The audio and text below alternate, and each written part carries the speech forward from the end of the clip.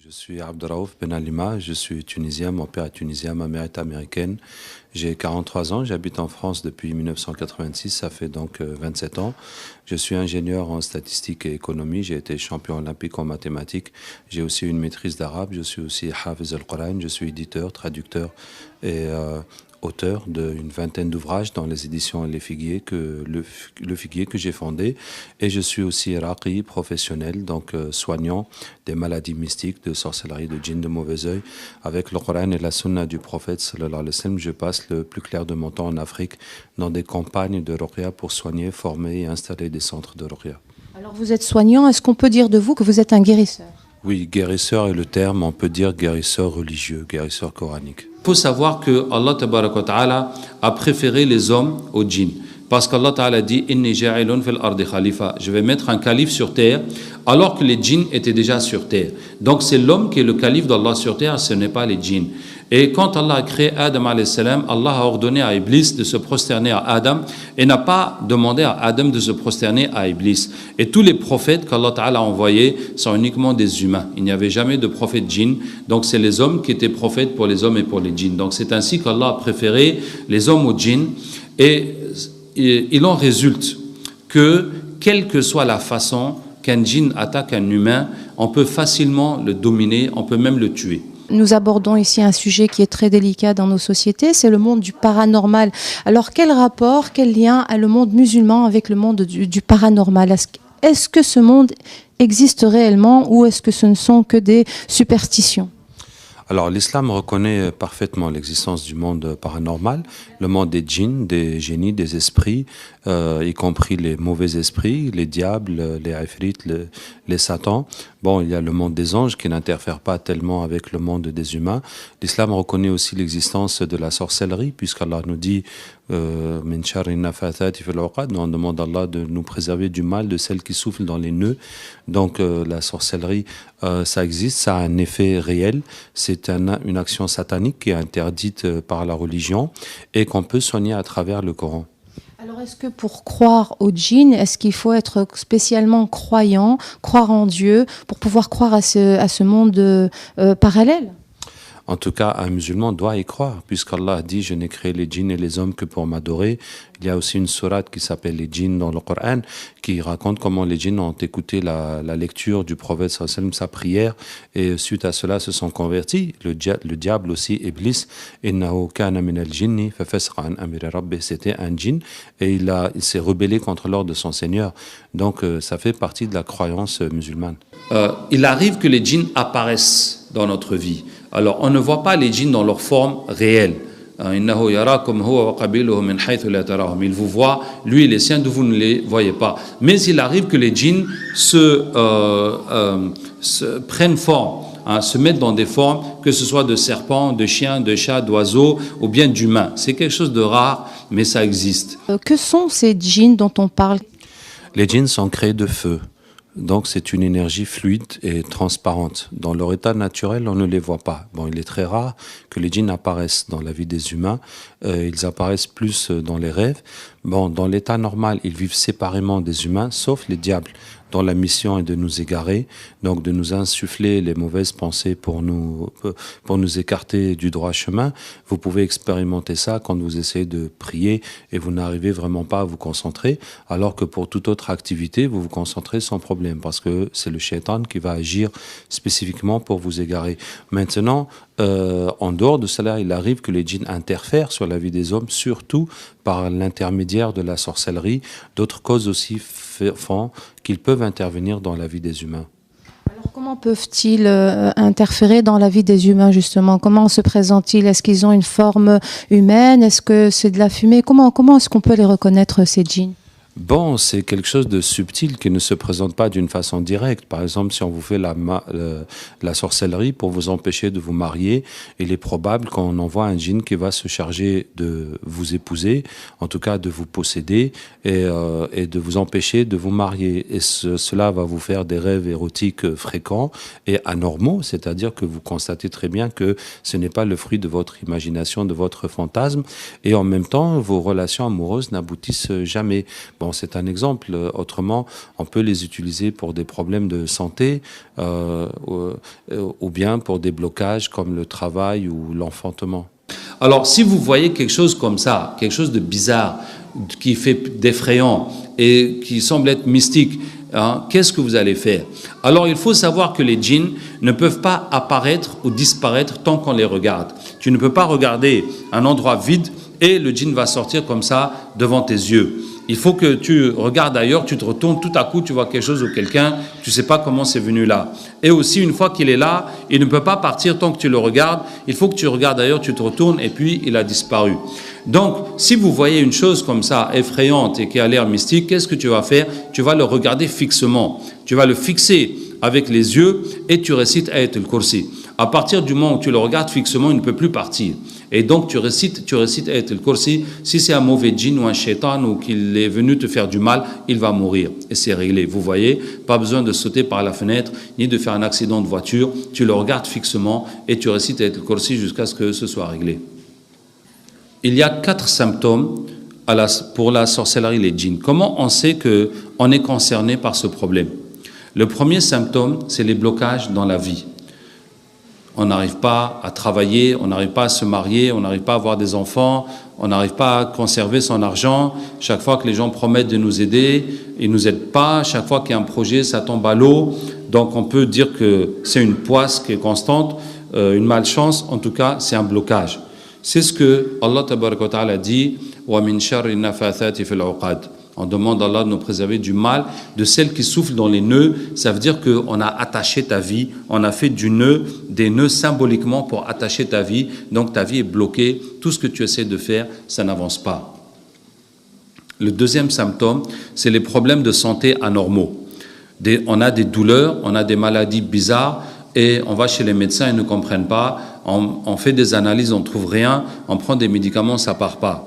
Comme des filles qui font des crises dans les écoles. Alors, en tout cas, en Afrique, c'est presque dans tous les pays, il y a des épidémies de crises d'épilepsie dans les écoles. Et à chaque fois, ce sont des djinns qui demandent des sacrifices, qui vont prendre en otage l'école à travers les filles, et ils vont prendre les filles qui ont déjà de la sorcellerie, et puis donc jusqu'à ce que ça va vraiment bloquer le fonctionnement de l'école, jusqu'à ce qu'ils aillent consulter des devins ou des voyants ou des sorciers ou des marabouts qui vont leur dire que oui, les djinns sont là, ils veulent que vous fassiez tel sacrifice et qu'il faudra renouveler ça chaque année pour que vous fassiez la paix avec eux. Et malheureusement, subhanallah, même les gens musulmans, ils vont tomber dans le shirk. La plupart du temps, ils vont le faire parce que malgré tout, la ruqya n'est pas assez développée et souvent, même quand elle est là, elle n'est pas assez efficace pour résoudre le problème. Comme les filles qui tombent à l'école, comme les gens qui ont des plaies. Alors, en tout cas en Afrique, vous allez voir beaucoup de maladies bizarres qui ici n'existent pas, et notamment ces plaies incurables. Donc, on a eu un patient qui avait une plaie, c'est une grande plaie qui est ouverte et qui est liquide, ça veut dire ça dégouline et des fois ça pue, etc. Et il avait ça depuis plus de 50 ans. C'est quelque chose d'inimaginable. Et ça défie vraiment la médecine. Comment on peut avoir une plaie ouverte sans qu'il n'y ait eu de cause à la base, il n'y a pas eu de coupure ou d'accident, et la plaie est née, puis elle s'est ouverte, elle est immense, et ça reste comme ça pendant des années, ça pourrit pas, et puis ça se guérit pas. Bon. Comme aussi, si vous avez mangé la sorcellerie, ça va vous faire mal au ventre. Si vous avez marché sur la sorcellerie, ça va vous faire mal dans les jambes. Le troisième symptôme, c'est les états mentaux anormaux. Ça veut dire qu'on s'énerve trop, ou on est triste, ou on a peur, ou on oublie, ou on se mélange les idées, ça peut aller jusqu'à la folie. Et le quatrième symptôme, c'est les cauchemars.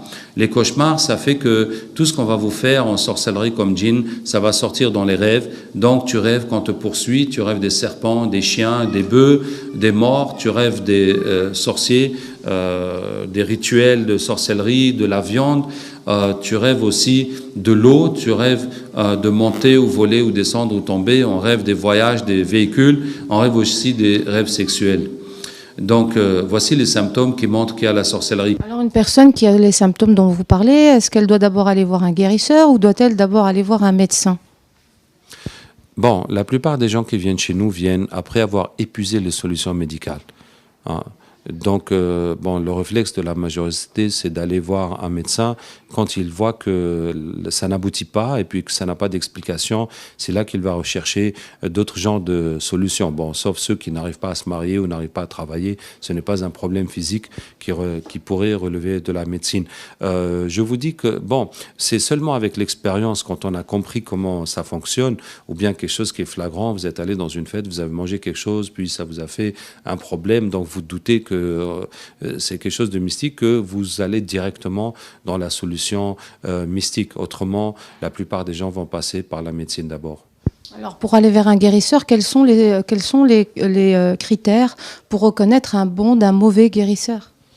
Alors, effectivement, il y a beaucoup de charlatans et puis il y a beaucoup de sorciers qui se passent pour des guérisseurs et qui ont les apparences de la religion. C'est très malheureux, mais c'est une réalité que nous vivons.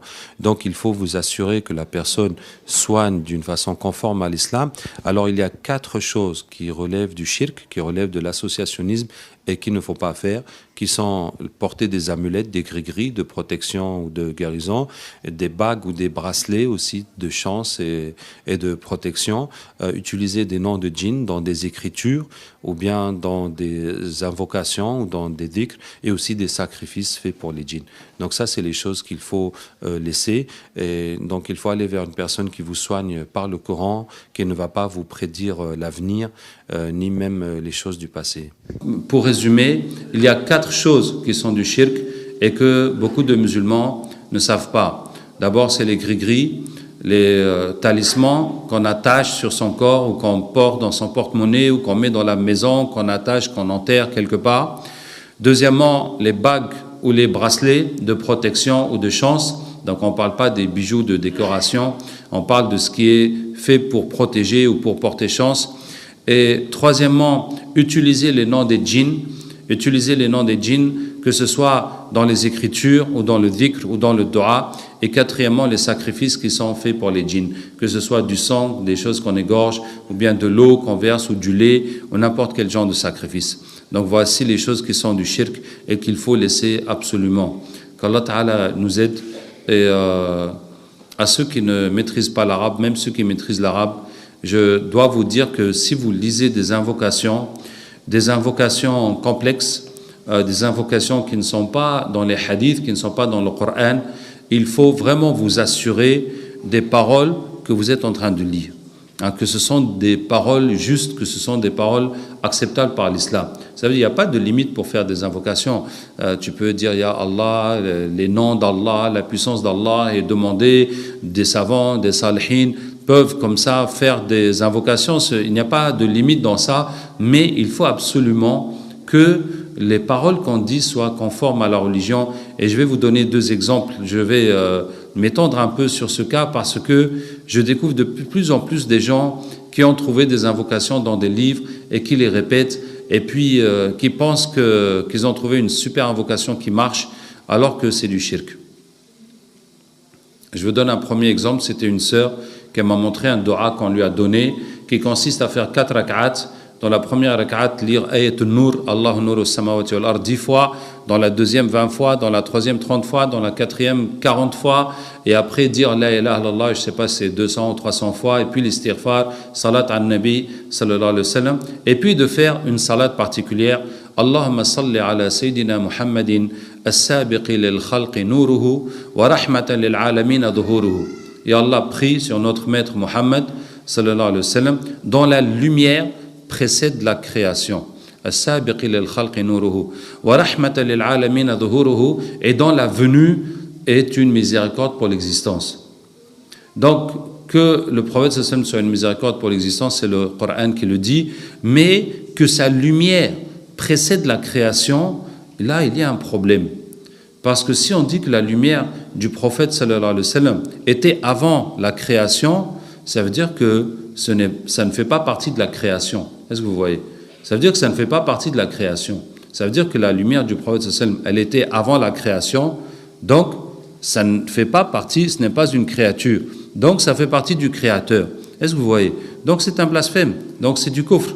Hein? C'est du kufr de dire que le prophète sallallahu alayhi wa sallam ou sa lumière existait avant la création.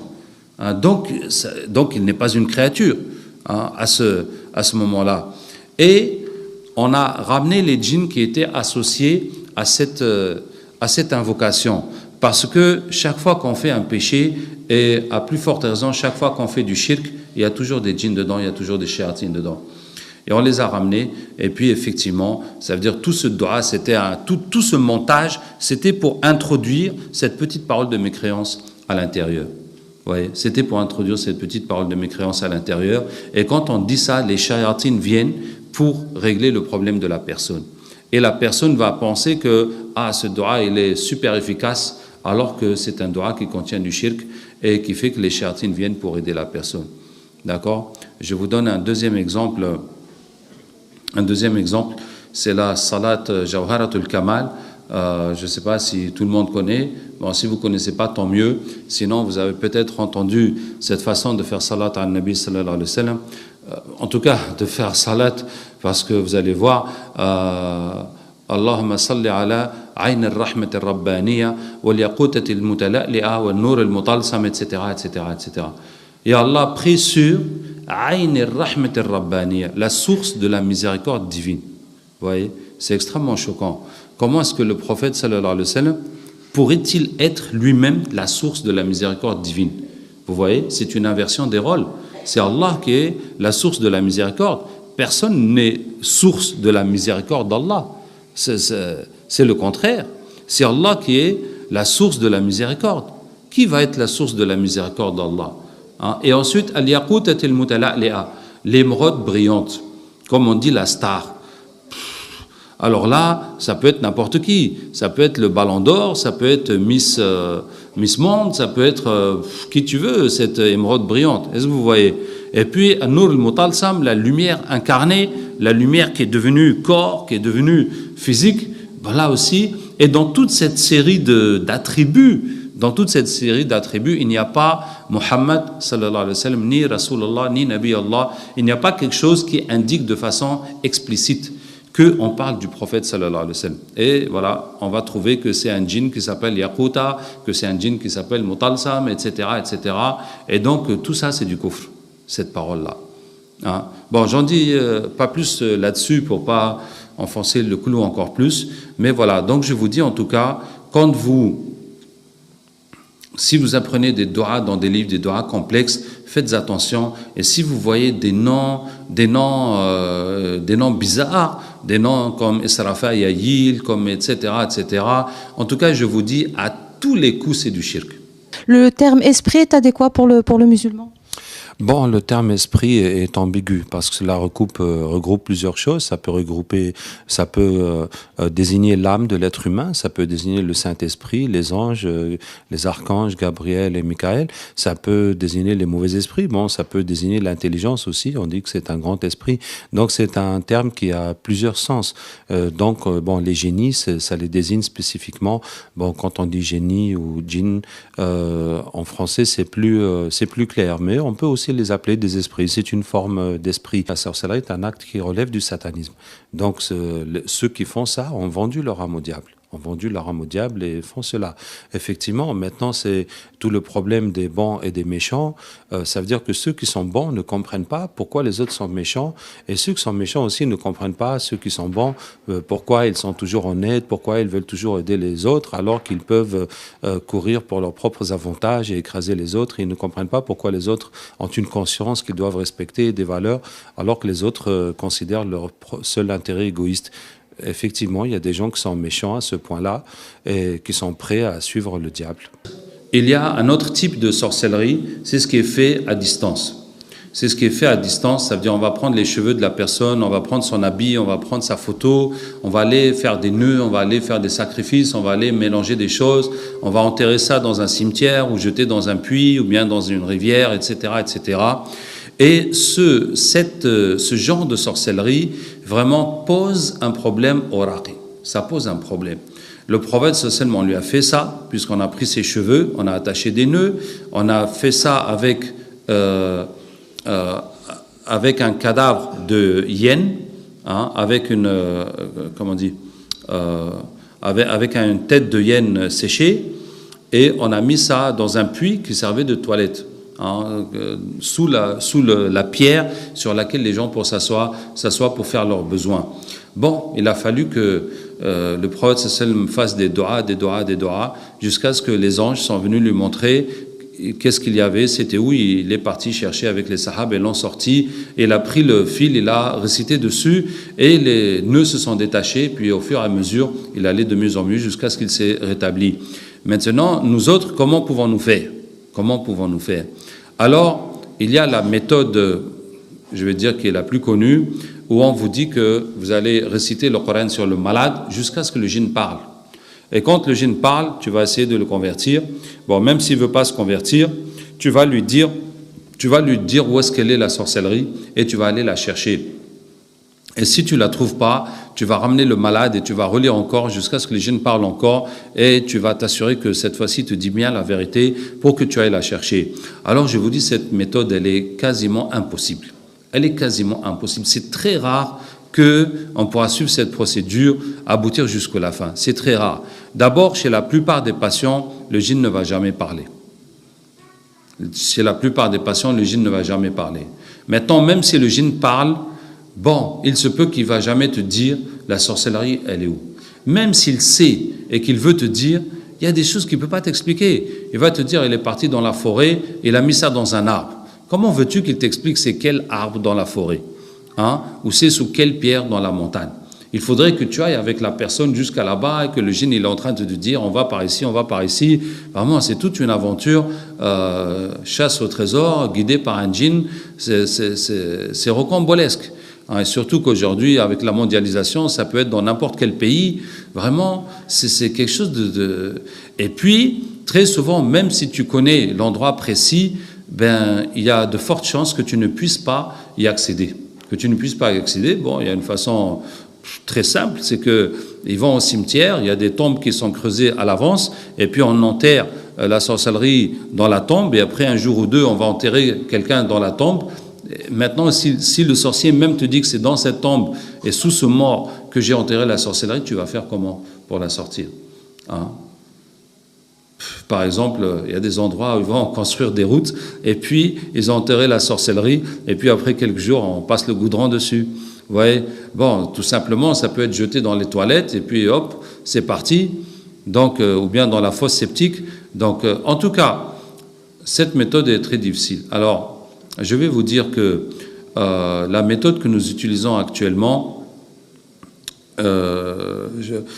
ça consiste à quoi? Ça consiste à utiliser des versets pour enlever chaque type de sorcellerie. Par exemple, si la sorcellerie est au cimetière, hein, et comment on sait que la sorcellerie est dans le cimetière? C'est que la personne rêve de mort.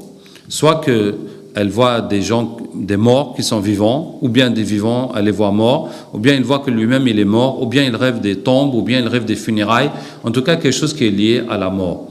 Et ça fait aussi qu'il est fatigué. Et ça fait aussi qu'il est triste, qu'il est déprimé.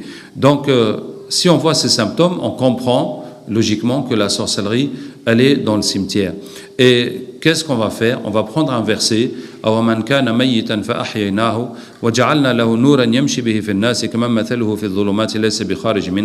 on va rajouter ce verset dans l'eau de ruqya du malade, soit en le lisant, soit en l'écrivant et en le diluant dans cette eau. Et par exemple, si la sorcellerie est faite, a été jetée dans l'eau, été jeté dans l'eau, dans un fleuve, dans une rivière, dans la mer, dans un lac, etc. On va prendre ce verset, فَأَوْحَيْنَا إِلَى مُوسَى أَنْ أَضْرِبْ بِعَصَاكَ الْبَحْرَ فَانْفَلَقَ فَكَانَ كُلُّ فِرْقٍ كَالطَّوْدِ الْعَظِيمِ.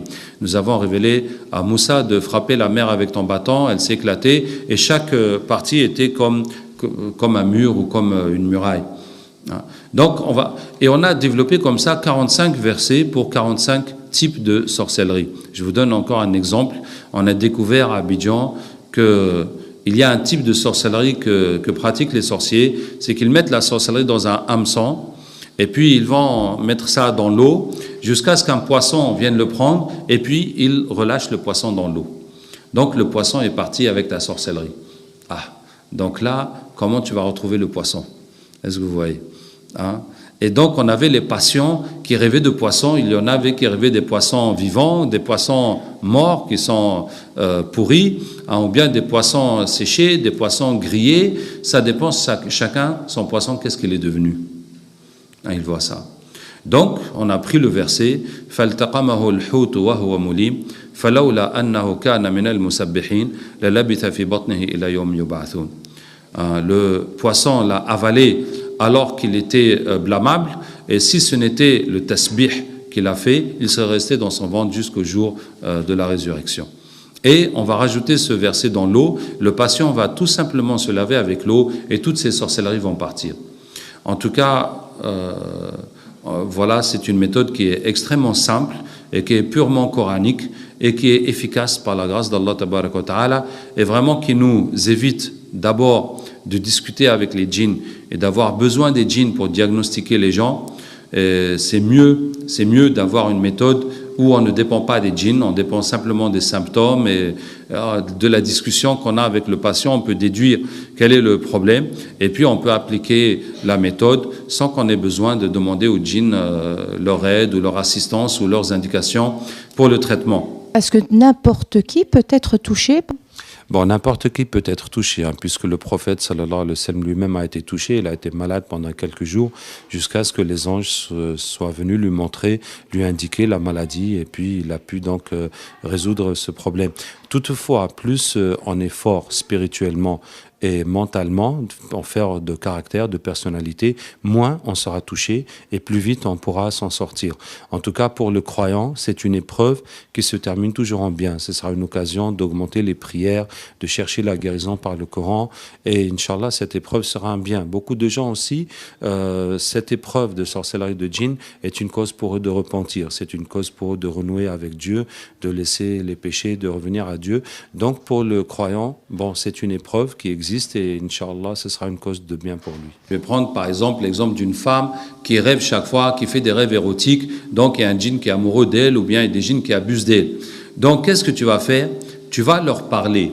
Avant de dormir, tu vas parler au djinn.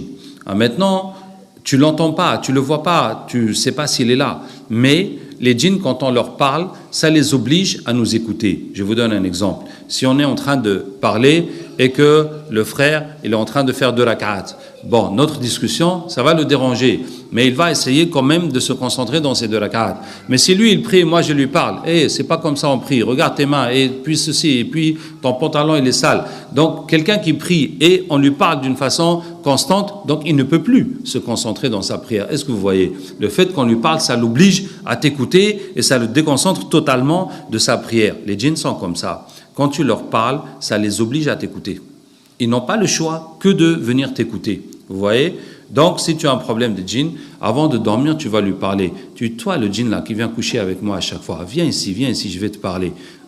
D'abord, tu vas lui parler de l'islam. Maintenant, pour lui parler de l'islam, c'est très simple. Tu vas réciter les versets du Coran. Écoute, il faut que tu deviennes musulman. L'islam, c'est la vérité. Allah Ta'ala dit, tu récites la Fatiha, tu récites d'autres versets, en tout cas, des versets comme ça qui expliquent que Allah est le créateur et qu'il faut l'adorer. Tu vas répéter, ça va les toucher, Inch'Allah, pour qu'ils se convertissent. Et après, tu lui dis maintenant, il faut que tu te maries avec des djinnias, que tu me laisses. Allah Ta'ala dit, et vous répétez ce verset, c'est Surat Ar-Rum, le verset 21. Hein, retenez parce que c'est un cas qui est important. C'est Surat les Romains, les Byzantins, le verset 21. Et tu répètes, Inch'Allah, il va renoncer à cette affaire de mariage avec toi. Et puis à la fin, tu lui dis, maintenant, si je te vois encore dans les rêves, je te tue. Hein, si je te vois encore dans mon rêve, je te tue. Et tu vas dormir avec cette détermination d'en finir avec lui. Bon, ainsi de suite. Par exemple, au Sénégal, on me dit que des fois, ils ont des khoum dans leur maison, c'est-à-dire des hôtels où est-ce qu'ils adorent les djinns. Hein, où est-ce qu'ils font ils ont les fétiches, subhanallah, alors qu'ils sont musulmans. Mais le fétichisme est toujours là, qu'Allah ait pitié de nous. Hein. Et ils voudraient aller jeter cet hôtel et ce fétiche, etc. Mais ils ont peur, les djinns qui sont là-bas. J'ai dit, c'est très simple. Tu vas aller à côté de l'hôtel, tu dis, les djinns là, à qui on fait les sacrifices que les gens adorent, il faut bien m'écouter. Et tu récites, قل إن صلاتي ونسكي ومحياي ومماتي لله رب العالمين لا شريك له وبذلك أمرت وأنا أول المسلمين. C'est à la fin de Surat Al-An'am, la Surat 6, les versets 162 et 163, qui signifie dit ma prière, mon sacrifice, ma vie et ma mort sont pour Allah, Seigneur des mondes, seul sans associé. Tel est l'ordre que j'ai reçu et je suis le premier à me soumettre. Donc c'est un verset qui détruit les sacrifices qui ont été faits pour les djinns et aussi qui leur impose de se soumettre à Allah tabaraka wa ta'ala. Et tu vas réciter ça assez longtemps jusqu'à ce que tu sentes qu'ils se sont convertis et puis tu vas jeter la chose et puis voilà.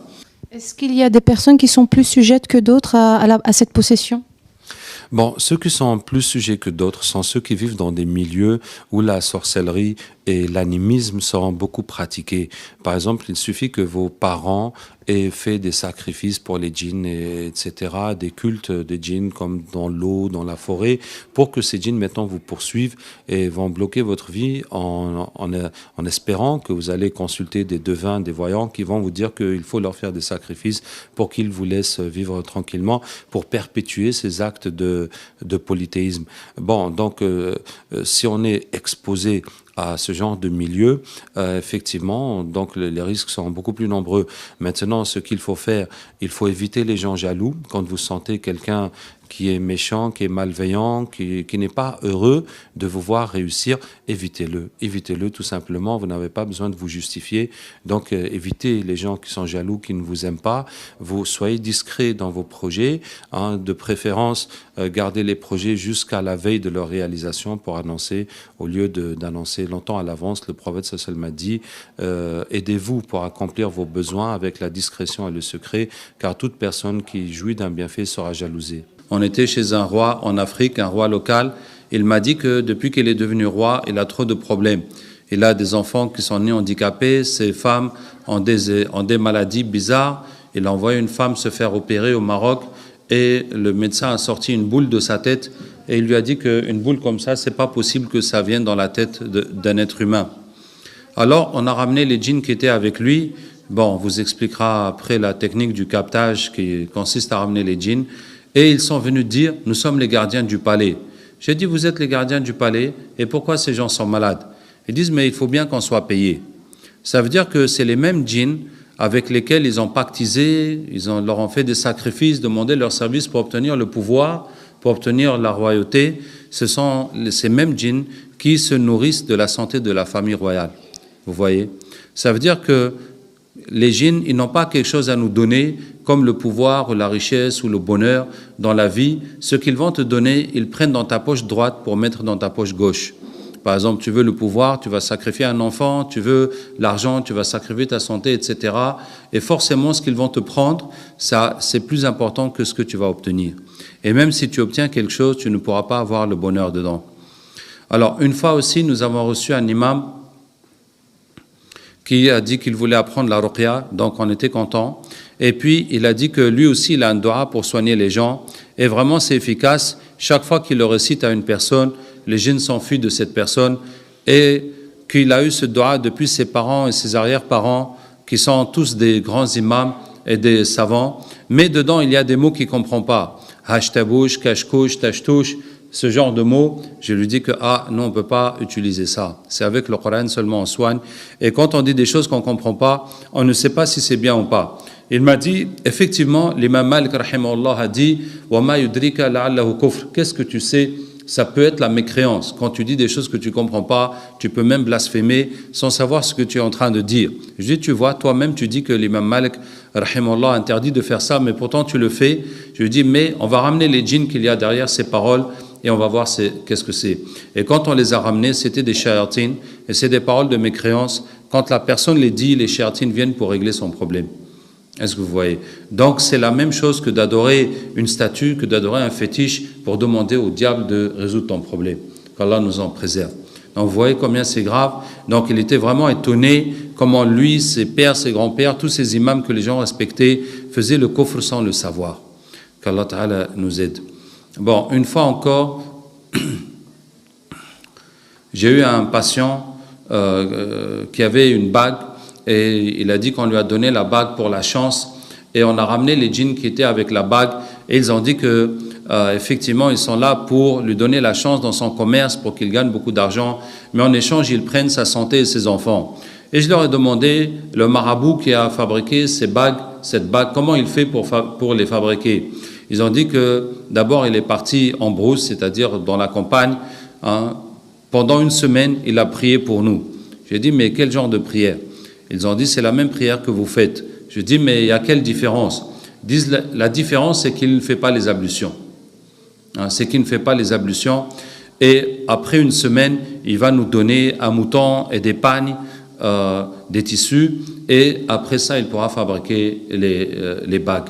Donc vous voyez que tout ça c'est du satanisme. Alors nous avons des exemples de ce genre, mashallah, en dizaines et en dizaines, parce que c'est quelque chose que nous faisons systématiquement, d'enlever les djinns qu'il y a avec les gens et de démasquer tout ce qui est shirk, surtout quand les gens sont attachés, qui ne veulent pas accepter ça facilement. Quels sont les critères pour reconnaître un bon d'un mauvais guérisseur? Alors, effectivement, il y a beaucoup de charlatans et puis il y a beaucoup de sorciers qui se passent pour des guérisseurs et qui ont les apparences de la religion. C'est très malheureux, mais c'est une réalité que nous vivons. Donc, il faut vous assurer que la personne soigne d'une façon conforme à l'islam. Alors, il y a 4 choses qui relèvent du shirk, qui relèvent de l'associationnisme et qu'il ne faut pas faire, qui sont porter des amulettes, des gris-gris de protection ou de guérison, des bagues ou des bracelets aussi de chance et de protection, utiliser des noms de djinns dans des écritures ou bien dans des invocations ou dans des dhikrs et aussi des sacrifices faits pour les djinns.